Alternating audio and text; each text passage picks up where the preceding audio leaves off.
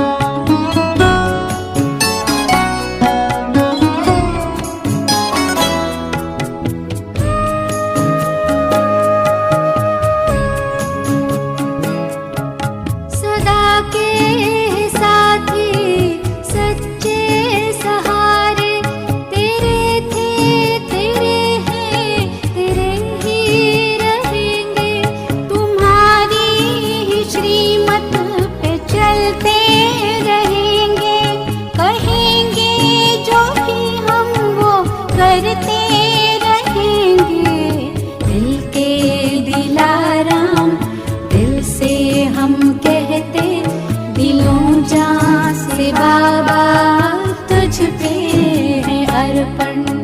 प्राणों के प्यारे बाबा हमारे, तुझे तेरा सब कुछ समर्पण समर्पण। जीवन के दाता, सांसों के स्वामी, ये नैया की पतवार तुमको है अर्पण। ओम शांति। Good morning. 5 मार्च 2022 प्रातः मुरली।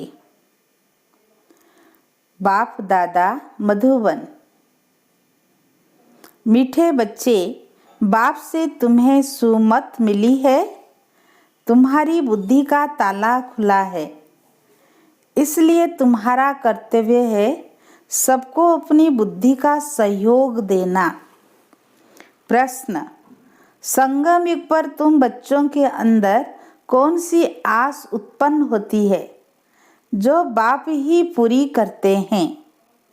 उत्तर: संगम पर तुम बच्चों में स्वर्ग जाने की आस उत्पन्न होती है। पहले कभी सोचा भी नहीं था कि हम कोई स्वर्ग में जाएंगे। अभी यह नई आस उत्पन्न हुई है। यह आस एक बाप ही पूरी करता।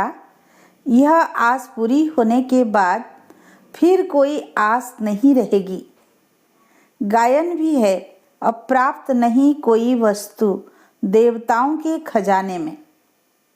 गीत: आखिर वह दिन आया आज। ओम शांति। सभी भक्तों के लिए जरूर कोई दिन आना है। सब भगवान को ही याद करते हैं। बाकी सभी हैं सीताएं, भक्तियाँ, सभी दुखी हैं। याद करते करते आखिर वह दिन आता है जबकि बाप आकर हाथ पकड़ते हैं। उनको खिवैया, बागवान, पतित पावन भी कहा जाता है। अब बच्चे जानते हैं हमने एक का हाथ पकड़ा है। नास्तिक से आस्तिक बने हैं। बाप ने बच्चों को अपना परिचय दे अपना बनाया है वर्षा देने के लिए। बाप से ही वर्षा मिलता है ना। अब यह है बेहद का बाप, परम पिता। इसलिए सब बच्चे जो भगत हैं वह सब उनको याद करते हैं। परंतु यह बात भक्त नहीं समझते। कितना धूमधाम से बाजे गाजे बजाते तीर्थों पर जाते हैं। कुंभ के मेले लगते हैं, वेद शास्त्र आदि पढ़ते हैं। यह सब है भक्ति मार्ग की सामग्री। इसीलिए भगवान को याद करते हैं कि वह आकर इस दुर्गति से छुड़ाए। पुकारते रहते हैं, परंतु बाप का किसको पता नहीं। जिसको बाप का पता ना हो वह जैसे बच्चा ही नहीं। बाप को न जानने कारण, नास्तिक बनने कारण दुख ही दुख है। बाप का बच्चा बनने से सदा सुख ही सुख है। बाप है स्वर्ग का रचयिता। वहाँ सभी तो नहीं चलेंगे, लिमिटेड नंबर ही आएंगे बाप से वर्षा लेने। बाकी सब धर्म वाले मुक्ति का वर्षा लेने आते हैं। लेना सबको बाप से ही है। बाप कहते हैं, अभी मैं तुमको सहज से सहज बात समझाता हूँ। बस मुझ अपने बाप को याद करो। और यह बाप ही समझाते हैं कि 5000 वर्ष पहले भी तुम मिले थे। हर 5000 वर्ष के बाद मिलते रहेंगे। अपने लिए तो जैसे पुरानी बात है। कल्प कल्प तुम राज्य गंवाते हो और फिर पाते हो। 84 जन्म तुम ही लेते हो। यह है बहुत जन्मों के अंत का जन्म। तुम समझते हो हम पहले क्षीर सागर में थे, फिर आकर विषय सागर में फंसे हैं। क्षीर सागर व विषय सागर कोई है नहीं, परंतु पावन थे। फिर माया रावण ने पतित बनाया। अब फिर बाप पावन बनाने आए हैं। गीत में भी कहते हैं, आखिर वह दिन आया आज। भक्ति मार्ग में तुमको कोई यह आस नहीं थी कि हम स्वर्ग के मालिक बने। यह बात तो बुद्धि में थी ही नहीं। यह बाबा भी बहुत गीता पढ़ते थे, सुनते थे, परंतु यह आस नहीं थी कि हम राजयोग सिख नर से नारायण बनेंगे। तो अनायास ही बाप ने आकर प्रवेश किया। बाबा कहते हैं, मैं अब तुम्हारी स्वर्ग की आस पूर्ण करने आया हूँ। अब स्वर्ग में चलने की आस बुद्धि में धारण करो। स्वर्ग का रचयिता है बाप। वह बहुत सहज रीति बैठ समझाते हैं। हाँ, काम महाशत्रु है, यह तो सन्यासी भी कहते हैं, इसलिए घरबार छोड़ देते हैं। वह तो हुई 1-2 की बात। उनका निवृत्ति मार्ग का पाठ ड्रामा में है तो वह भी भगत गॉड फादर कहते हैं, लेकिन वह कौन है यह नहीं जानते। फिर कहते हैं भज राधे गोविंद। किसको भजे? कृष्ण का नाम फिर गोविंद रख दिया है। जो सुना है वह लिख दिया है। भला गोविंद किसको कहे?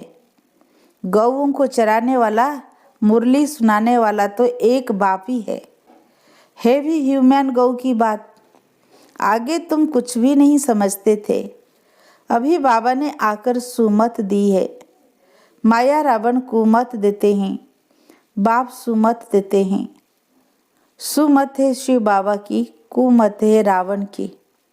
सुमत माना श्रीमत, कुमत माना झूठी मत। अभी तुम कंट्रास्ट को जानते हो। हम झूठी मत पर थे, स्वर्ग की आस तो थी नहीं। अभी बाबा ने नई आस प्रकट की है। वहाँ कोई अप्राप्त वस्तु होती नहीं जिसके लिए माथा मारना पड़े। अब तुम सबकी नई आस है। भल पुरुषार्थ नंबर वार करते हो। बाप तो नंबर 1 मत देते हैं ना। कहते यह तो ऐसा है, जब ब्रह्मा भी उतर आए तो भी उनकी मत नहीं लेंगे। यह पिछाड़ी की महिमा है। तुम्हारी महिमा पिछाड़ी में गाई जाएगी। जब तुम संपूर्ण बन जाएंगे तब वाह निकलेगी। माया भिन्न भिन्न प्रकार से ठोकर मार देती है, कहाँ ना कहाँ सूत मुंझा देती है। जो श्री मत को छोड़ रावण की मत पर चल पड़ते हैं, फिर चिल्लाते रहते हैं। बाबा कहते हैं, कदम कदम पर सावधानी लेते रहो। श्रीमत पर चलने से ही तुम्हारा कल्याण है। तुम्हारे अंदर बाप ने ही आस प्रकट की है ना कि श्रीमत पर चलने से ये लक्ष्मी नारायण जैसा बनेंगे। जैसे यह ब्रह्मा बनते हैं ऐसे तत्व, यह बात भूलो मत। परंतु माया ऐसी है जो श्रीमत लेने का चांस ही नहीं देती, कहाँ ना कहाँ उल्टा काम करा देती है। करके फिर पीछे आकर कहेंगे बाबा हम यह काम कर बैठे, टाइम नहीं मिला जो राय ले, अब क्या करें, माया ने तुमको थप्पड़ मारा, इसमें बाप क्या करेंगे। हर बात में कदम कदम पर बड़ी सावधानी चाहिए। सन्यासी कभी नहीं कहेंगे स्त्री पुरुष इकट्ठे रह पवित्र रह सकते हैं, इसमें युक्तियां बहुत है। ब्रह्मा कुमार कुमारी कहलाना कितनी बड़ी युक्ति है।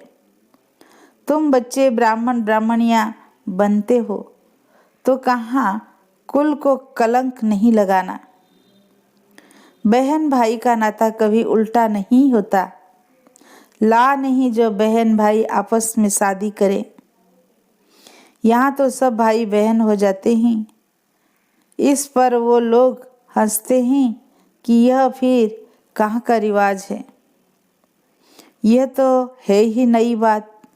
ऐसी राय कभी कोई दे ना सके।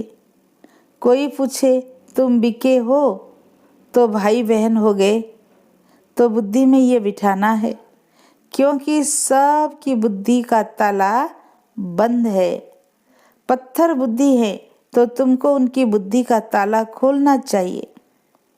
ढेर के ढेर सेंटर से उनमें सभी अपने को ब्रह्मा कुमार कुमारी कहलाते हैं, तो भाई बहन ठहरे ना।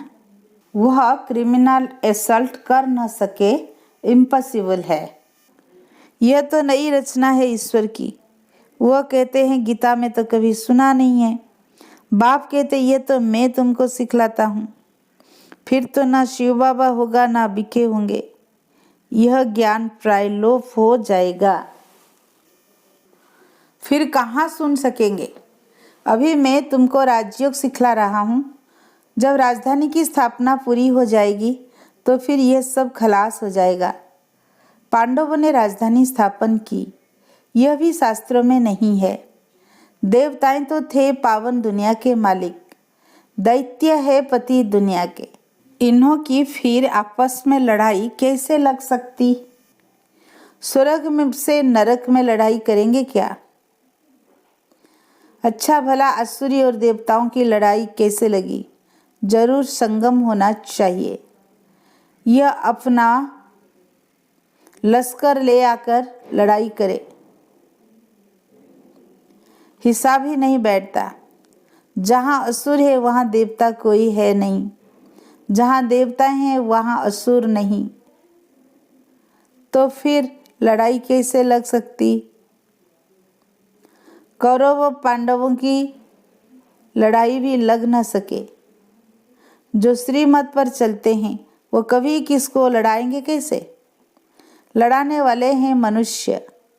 बाप लड़ने व जुआ खेलने की छुट्टी नहीं दे सकते। पांडव कोई मूर्ख थोड़े ही थे जो जुआ खेलेंगे, वो आपस में लड़ेंगे। बाबा ने समझाया है कि यह बाबा का रुद्र ज्ञान यज्ञ है। अबलाओं पर अत्याचार बहुत होते हैं, विष के लिए कितना तंग करते हैं। बोलो भगवान कहते हैं काम महाशत्रु है, इस पर विजय पाने से तुम स्वर्ग में आ जाएंगे। ऐसे ऐसे समझाने से बहुत जीत भी पाते हैं। फिर उनको देवी कह पूजते हैं, मदद भी मिलती है। मनुष्य तो सुनकर डर जाते हैं कि स्त्री पुरुष इकट्ठे रहते पवित्र रहें, यह हो नहीं सकता। कहते हैं जरूर कुछ जादू है। ऐसे सत्संग में कभी नहीं जाना। शुरू में बच्चियां भागी तो वो नाम हो गया है। भट्टी जो बनी तो जरूर भागे होंगे ना। बांधेलियों को बहुत राय मिलती है, इसमें बहादुरी भी चाहिए। गरीब तो समझेंगे कोई हर्जा नहीं, इसके कारण हम स्वर्ग की राजाई क्यों गंवाएं? यह घर से निकाल देंगे। अच्छा, हम जाकर बर्तन मांजेगी, झाड़ू लगाएगी। बड़े घर वाले तो ऐसे छोड़ ना सके। शुरू में तो बच्चियों का पाठ था, गरीबों के लिए बहुत सहज है। बाबा कहते हैं बाबा के पास आएंगे तो पहले झाड़ू आदि लगाना सब करना पड़ेगा। माया के तूफान भी जोर से आएंगे, बच्चे याद पड़ेंगे, इसलिए खबरदारी चाहिए। पहले नष्टो महा बनो, तब है बात। शिव बाबा को मत देनी पड़ती है। ज्ञान मिला है, कपड़ा कैसे भी पहनो, हर्जा नहीं। बाप तुम्हें नैनों पर बिठाकर स्वर्ग में ले चलते हैं। साजन पिछाड़ी सजनी जाती है तो मटकी में ज्योति जगाते हैं। बाबा आते ही सबको गुलगुल बनाकर ले जाने। प्योर तो सभी बनेंगे। पापों का बोझा सिर पर है तो हिसाब किताब अंत में चुक्त कर जाना है। इसके लिए तुम याद में रहने की इतनी मेहनत करते हो। जो नहीं करते हुए ऐसे ही थोड़े ही मुक्ति में जाएंगे। कयामत के समय खूब सजा खाकर फिर मुक्ति धाम में चले जाएंगे। आत्मा का तो ये स्वधर्म है साइलेंस। हम अशरीरी होकर बैठते हैं, इन कर्म इंद्रियों से काम नहीं लेते हैं, चुप होकर बैठ जाते हैं। परंतु कब तक? आखिरी कर्म तो करना ही है ना। साधु संत आदि कोई को भी यह पता नहीं है कि आत्मा का स्वधर्म ही साइलेंस है। सन्यासी लोग शांति को ढूंढने जाते हैं। बाबा कहते शांति तो तुम्हारे गले का हार है, फिर हम जंगल में क्यों जाए, हम कर्म योगी है। बाबा कहते हैं मुझे याद करो तो विकर्म विनाश होंगे। फिर स्वर्ग को याद करो। 63 जन्म भक्ति की घमसान ने हैरान कर दिया। अभी तुमको हम सब हंगामों से छुड़ा दिया है। बाबा के डायरेक्शन मिलते हैं कि अब अशरीरी बनो, क्योंकि तुमको मेरे पास आना है, फिर तुमको स्वर्ग में भेज दूंगा। इसमें हंगामे की कोई बात ही नहीं। भक्ति मार्ग में तुमने धक्के खाए, सो तो फिर भी खानी पड़ेंगे। सबको पुनर्जन्म लेते लेते तमो प्रधान बनना ही है। अच्छा, मीठे मीठे सिक्की लदे बच्चों प्रति माता पिता बाप दादा का याद प्यार और गुड मॉर्निंग।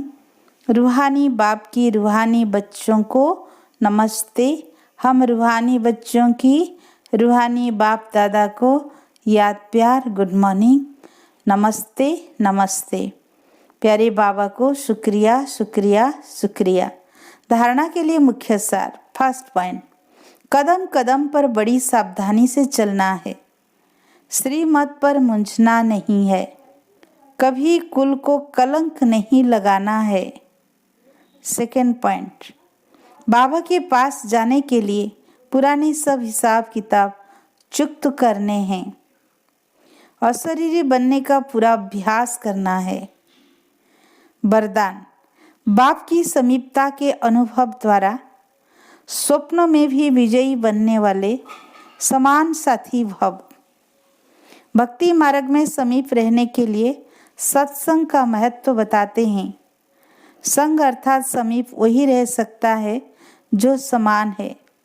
जो संकल्प में भी सदा साथ रहते हैं वह इतने विजयी होते हैं। जो संकल्प में तो क्या, लेकिन स्वप्न मात्र भी माया वार नहीं कर सकती। सदा मायाजीत अर्थात सदा बाप के समीप संग में रहने वाले। कोई की ताकत नहीं जो बाप के संग से अलग कर सके। स्लोगन, सदा निर्विघ्न रहना और सर्व को निर्विघ्न बनाना, यही यथार्थ सेवा है। अनमोल ज्ञान रतन दादियों की पुरानी डायरी से। अपने निश्चय में स्थित हो, अपनी कलप पहले वाली नोंद को बनाना है। ऐसे नहीं कि नोंद अनुसार निश्चय करना है। कोई समझते हैं कि यह ज्ञान तो मेरे भाग्य में ही नहीं है, ऐसा नोंदा हुआ है। लेकिन नहीं, यह निश्चय अवश्य रखना है कि मेरे भाग्य में नोंद है। पुरुषार्थ करके अपनी प्रारब्ध बनानी है क्योंकि विराट फिल्म अनुसार बनी हुई तो है, लेकिन पुरुषार्थ से इस बनी को बनाना है। बनी सिद्ध ही तब होगी जब बनी को मालिक बनाए। बनी हुई को आगे से ही समझ खड़ा नहीं हो जाना चाहिए, लेकिन पुरुषार्थ से जो प्रारब्ध सिद्ध होती है उनको ही प्रारब्ध समझना चाहिए। यही ज्ञान है। बाकी नोंद समझ पुरुषार्थहीन हो जाना यह अज्ञान है। अच्छा, ओम शांति।